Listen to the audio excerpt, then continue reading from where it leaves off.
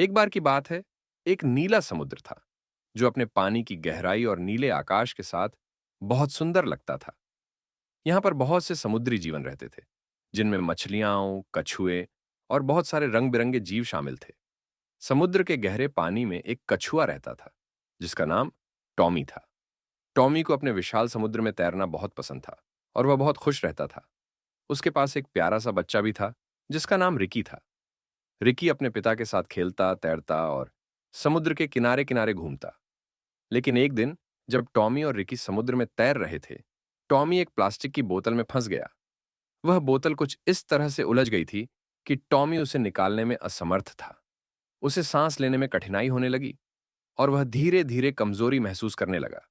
Ricky को डर था, लेकिन वह कुछ कर नहीं पा रहा था। टॉमी ने अपने बेटे को आखिरी बार देखा और अपनी सारी ताकत लगाकर एक आखिरी कोशिश की, लेकिन यह उसकी आखिरी तैराकी थी। टॉमी की मृत्यु हो गई और रिकी अकेला रह गया।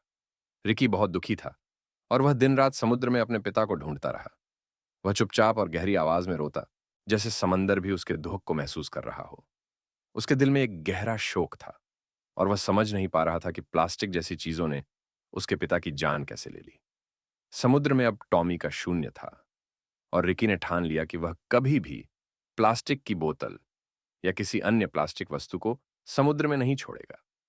वह समुद्र के सभी जीवों से इस बारे में बात करता और उन्हें भी समझाता था कि अगर हम अपने समुद्र को साफ नहीं रखेंगे, तो हमारी भावी पीढ़ियां बहुत दुखी होंगी, जैसे वह अब है।